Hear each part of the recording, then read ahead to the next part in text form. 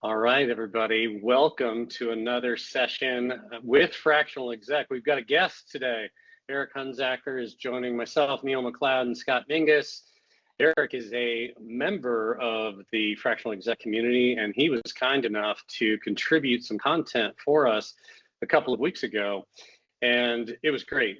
He and I had a coffee shop conversation about ideal customer profiles, and then he kind of started thinking about how could I write about that, and that translated into an article around AI. AI will not fix bad positioning, but it will scale it. That was the article headline.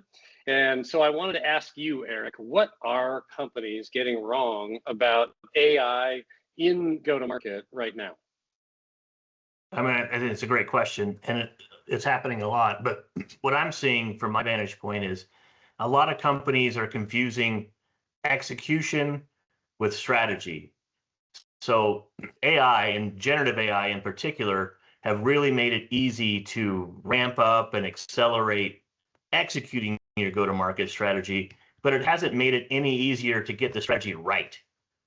In fact, I'd argue that right now with generative AI tools that are becoming available, it's making the consequences of being wrong even a little bit worse.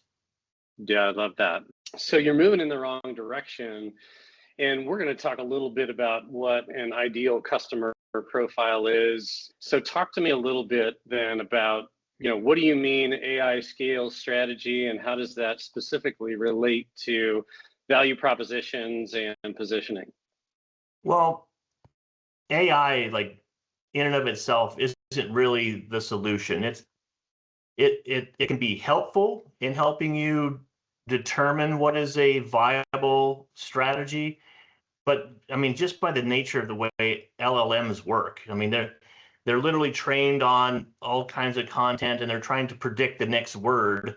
What they're predicting is a lot of what's already out there. So if there's a lot of strategy that's already out there and already in use, the LLM is going to regurgitate what's already there. And so if you haven't fed it specific, details about your ideal customers and what sort of messaging and differentiation should resonate with them, it's not going to know, and it's going to kind of spew out what looks like really coherent messaging, but is not very differentiated. And if your targeting is off at the beginning, ramping up and moving forward with it is just going to do that a lot faster than you could on your own. Yeah, I think that's a great point. I actually had a conversation with a client this morning. They're working on a new iteration of website communication, CRM. I mean, the whole 9 yards. They're trying to rev their market offering. They just got so excited, and they were going forward so fast. I'm like, well, now hold on. We need to stop and think about your actual target client before we start building all this messaging. And they just, they were too far ahead of the bus serving the client.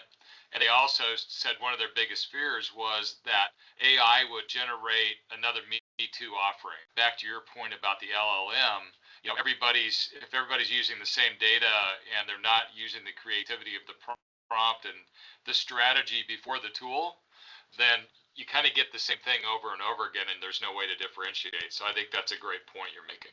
100%. I mean, if you're not spending a lot of time building an initial prompt or training the model in particular to what you've learned, the insights you've gained about your target, it's going to generate a lot of good looking on the surface content, and people get really excited, and that's great and all if it happened to somehow pick miraculously like the perfect message for your target. But when it doesn't, you generate a lot of activity that doesn't generate a lot of response. Have you seen it?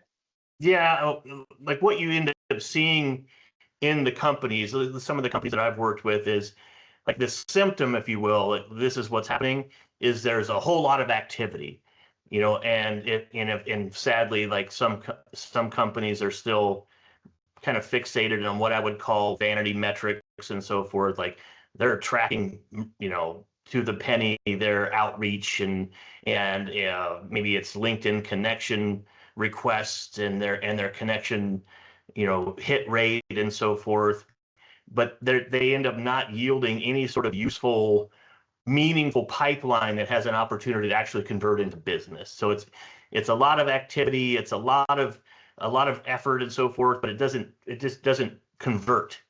I mean, that's probably the number one symptom that I'm seeing right now. So what are some of the methodologies or the way that you work with clients to, I'll call it, establish those KPIs up front? Because I think a lot of people fall in that trap that you just mentioned is, man, we see all this activity, we see all the data, and it's going in the right direction, but we don't actually know what's moving the needle for the company forward. The way I try to coach people is to focus on the thing that matters at the end. At the end of the day, you're trying to book deals that turn into engagements or sales or deployments, however your product or solution is delivered. That's the only metric that really matters at the end of the day. No number of connections or new deals in the pipeline matter if of super low or 0% of them turn into actual business. Yeah, agreed. Yeah, Neil and I went to a networking seminar thing a few months ago, and was with a multi-generational family business, and that was one of the things that he kept pointing out is nothing happens until somebody sells something, right? So until you get it sold, the rest of everything, all the pretty that you put on it, doesn't really matter until then. It's 100% right in my opinion. Like at the end of the day, if you're not selling anything, you're not delivering anything, and if you're not delivering anything, your clients aren't due to pay you anything, and it's a lot of sound and fury signifying nothing. Go ahead. I was just going to say, just the take-home point is that AI has really accelerated execution, but it can't fix the wrong strategy.